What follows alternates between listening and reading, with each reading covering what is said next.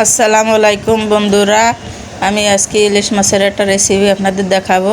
এখানে আমি হলুদ দিছি, লবণ দিছি, তারপরে সরষের তেল দিয়ে আমি মাখাইছি। সুন্দর করে মাখাইয়ে আমি কিছুক্ষণ রেখে দেব।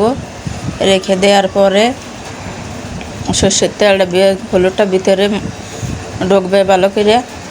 তারপরে আমি বন্ধুরা এই রেসিপিটা আপনারা বাড়ি বানাই খেয়ে দেখেন আর আমাদের কমেন্টে জানায়েন, শেয়ার করেন, সাবস্ক্রাইব করেন, লাইক দিন।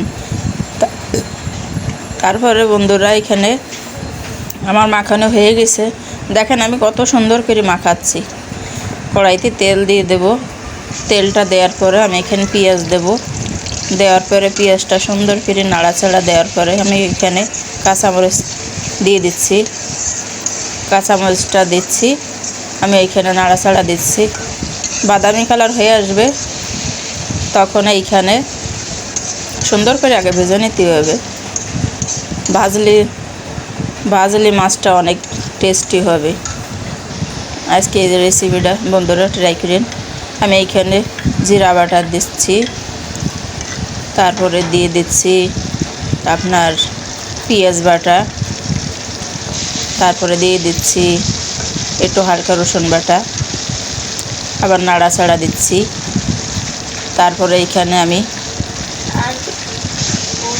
লবণ পেঁয়াজটা আবার দিয়ে দিচ্ছি। বন্ধুরা আপনারা দেখেন, মনোযোগ দিয়ে আপনারা ট্রাই করেন। গরম গরম বেঁধে অনেক। এখানে আমি হলুদ দেব, লবণ দিয়ে দিচ্ছি, আবার সুন্দর করে নাড়া দিচ্ছি। সুন্দর করে নাড়াটা দেওয়ার পরে মশলাটা অনেক কষিয়ে নিতে হবে। আমি কিন্তু অনেক করে নাড়া দিচ্ছি। আমার মশলাটা কষানো হয়ে আসছে। এইখানে আমি মাছটা আস্তে আস্তে একটা করে ছেড়ে দিচ্ছি। ছেড়ে দেওয়ার পরে দেখেন আমি সব মাছগুলো দিয়ে দিচ্ছি একটা করে। বন্ধুরা আমার রেসিপিটা অনেক সুন্দরই হবে। আমি যে তেলটা ছিল তেলটা দিয়ে দিচ্ছি, আবার আমি নাড়া দিচ্ছি। নাড়াটা দেওয়ার পরে কিছুক্ষণ নাড়া দেবেন, মাছটা যেন ভেঙে না যায়। নাড়াটা দেওয়ার পরে পানি দিচ্ছি। পানিটা দিয়ে ঢাকা দিয়ে রেখে দেবেন। সুন্দর করে নাড়াচাড়া দিয়ে মিক্স করে নেবেন।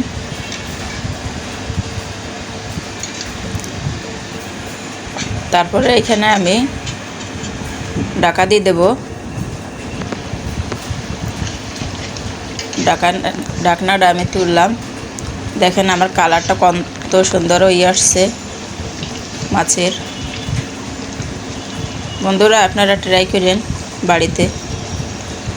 গরম গরম ভাত দিয়ে অনেক মজা। আমি পেঁয়াজটা ভেজে নিছি, ওইভাবে পেঁয়াজটা ভাজবেন। বাজার ভিতরে সব কিছু দিয়েই করে দেবেন।